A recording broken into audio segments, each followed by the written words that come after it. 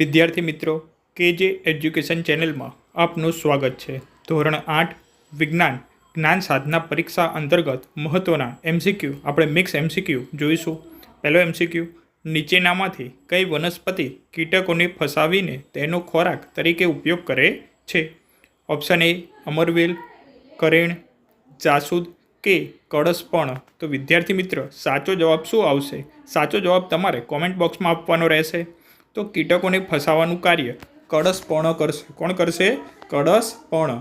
તો option number D આનો સાચો જવાબ વિદ્યાર્થી મિત્ર આવશે। ચલો બીજો પ્રશ્ન કે હું માનવ શરીરમાં પાચન તંત્રમાં આવેલ સૌથી લાંબો અવયવ છું।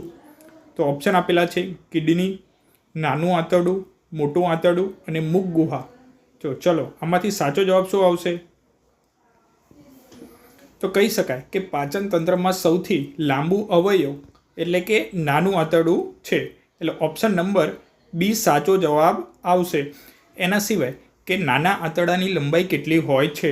તો જીસીઆરટી એનસીઆરટીમાં બંનેમાં વસ્તુ અલગ અલગ છે। 6.5 હોઈ શકે અથવા 7, આ બંને જવાબ સાચા છે। એના સિવાય જે મોટું આંતરડું છે એનું નામ મોટું છે, પરંતુ એની જે લંબાઈ છે એ ઓછી છે, એટલે કે 1.5 મીટર છે। જે મોટું આંતરડું છે એ પહોળાઈમાં મોટું છે, એટલા માટે એને મોટું આંતરડું કહેવામાં આવે છે। જ્યારે જે નાનું આંતરડું છે એ પહોળાઈમાં ટૂંકું છે, પરંતુ ગૂંચળાદાર રચનાને કારણે એ 6.5 કે 7 મીટર લાંબુ છે। ચલો વિદ્યાર્થી મિત્ર, ચલો આગળનો પ્રશ્ન જોઈશું। તંદુરસ્ત વ્યક્તિના શરીરનું તાપમાન કેટલું હોય છે?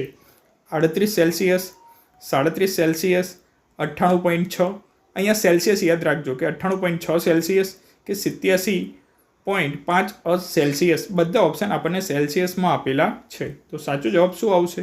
તો તંદુરસ્ત વ્યક્તિ છે તો એના શરીરનું તાપમાન 37 સેલ્સિયસ હશે। તો વિધાન અહીંયા ઓપ્શન નંબર બી સાચું આવશે, 37 સેલ્સિયસ। બરાબર। જો ફેરનહીટમાં પૂછે વિદ્યાર્થી મિત્રો તો જવાબ આવે 98.6 ફેરનહીટ। જો ફેરનહીટમાં જવાબ પૂછે તો 98.6 ફેરનહીટ આવશે। જો થર્મોમીટરથી શરીરનું તાપમાન માપવામાં આવે છે, આપણા જે ડૉક્ટર જે થર્મોમીટર વાપરશે એમાં 35 અંશથી 42 સેલ્સિયસ સુધીનું તાપમાન માપવામાં આવે છે। એના સિવાય પણ એક બીજું થર્મોમીટર આવશે કે જે ડૉક્ટર આપણે જે પ્રયોગશાળામાં હોય એ વાપરવામાં આવે, કે એને પ્રયોગશાળાનું થર્મોમીટર તરીકે ઓળખવામાં આવે। એમાં -10 થી 110 સેલ્સિયસ જેટલું તાપમાન માપવામાં આવે છે। ચલો આગળનો પ્રશ્ન, ઈસ્ટના કોષમાંથી એક નાનું બલ્બ જેવું પ્રબલમ જોવા મળે છે, તેને શું કહે છે? પર્ણકલિકા, કલિકા, કક્ષકલિકા કે અવખંડન? તો આપણે કહી શકાય કે જે ઈસ્ટ છે એ અજારક શ્વસન કરશે અને નાનું બલ્બ જેવું પ્રબલન જોવા મળે છે તેને આપણે કક્ષકલિકા તરીકે ઓળખવામાં આવે છે। એટલે ઓપ્શન નંબર સી આનો સાચો જવાબ આવશે। ચલો પાંચમો પ્રશ્ન, એકમ સમયમાં પદાર્થે કાપેલા અંતરને શું કહે છે? ઓપ્શન આપેલા છે ઝડપ, સમય, આવર્તકાળ અને અંતર।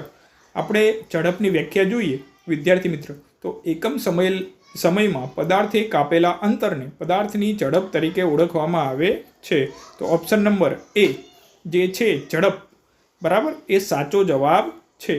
ચલો આગળનો પ્રશ્ન, નીચેનામાંથી કયો સીવેજ ઘટક કોલેરા અને ટાઇફોઇડ રોગ માટે જવાબદાર છે? તેલ, યુરિયા, બેક્ટેરિયા કે આપેલ તમામ? ચલો વિદ્યાર્થી મિત્ર, સાચો જવાબ શું આવશે? અહીંયા બે રોગો આપેલા છે, એક રોગ છે કોલેરા અને બીજો રોગ છે ટાઇફોઇડ। જે કોલેરા છે એ વિબ્રિયો કોલેરી નામના બેક્ટેરિયા દ્વારા થાય છે, અને જે ટાઇફોઇડ છે એ સાલ્મોનેલા ટાઇફી નામના જે બેક્ટેરિયા છે તેના દ્વારા થાય છે।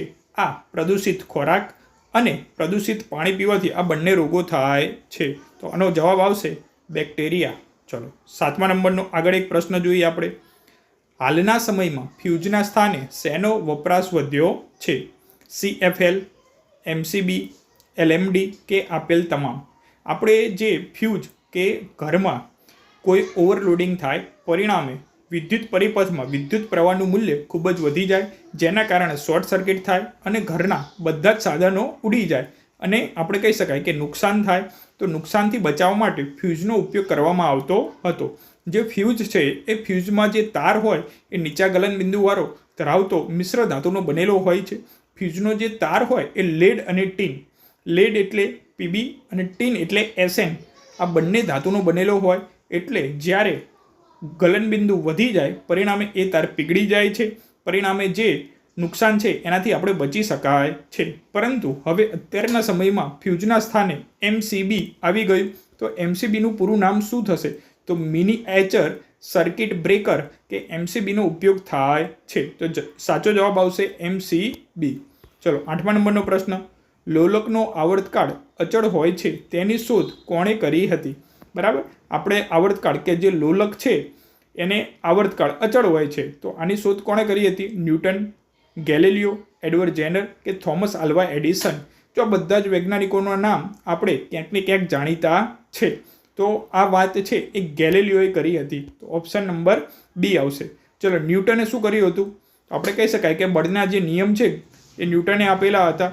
એડવર્ડ જેનર કે જેને શીતળા જે રોગ છે એના રસીના શોધક હતા. એના સિવાય થોમસ આલ્વા એડિસન કે જેમણે બલ્બની શોધ કરી હતી. ચલો 9મા નંબરનો પ્રશ્ન, હવાની ગેરહાજરીમાં જીવી શકે તેવા સજીવને શું કહે છે? જારકજીવી, અજારકજીવી, મૃતોપજીવી કે પરોપજીવી? આપણે કહી શકાય કે હવાની હાજરીમાં જે શ્વસન કરે એને જારક શ્વસન કહેવાય અને એવા પ્રાણીઓને જારકજીવી તરીકે ઓળખવામાં આવે. અને હવાની ગેરહાજરીમાં જે શ્વસન કરે એને અજારક શ્વસન અને એવા પ્રાણીઓને અજારકજીવી તરીકે ઓળખવામાં આવે છે. તો ઓપ્શન નંબર બી આનો સાચો જવાબ આવશે. ચલો 10મા નંબરનો પ્રશ્ન, સ્ટાર્ચનું સરળ શર્કરામાં રૂપાંતર કરવાનું કાર્ય કોનું છે? લાળરસ, રસાંકુરો, કોષ કે મુખગુહા?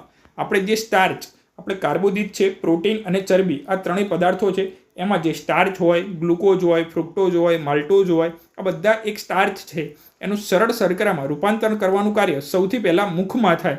અને મુખમાં જે જીભ હશે તો જીભમાં લાળ રસ હશે અને આ લાળ રસ એમાઇલેજ નામનો ઉત્સેચક જે ઉત્પન્ન કરશે, પરિણામે એનું શર્કરામાં રૂપાંતરણ થાય છે. તો વિદ્યાર્થી મિત્રો, આનો સાચો જવાબ આવશે લાળ રસ, કે લાળ રસી એમાઇલેજ હશે એ સ્ટાર્ચનું પાચન કરે છે. તો વિદ્યાર્થી મિત્રો, આવા જ વિડીયો સાથે ફરીથી મળતા રહેશું. તો જ્ઞાન સાધનામાં જે કોઈ પણ વિદ્યાર્થી પરીક્ષાની તૈયારી કરતા હોય તો તમારા મિત્રને આ વિડીયો શેર કરો, લાઈક કરો, સબસ્ક્રાઈબ કરો આ ચેનલને.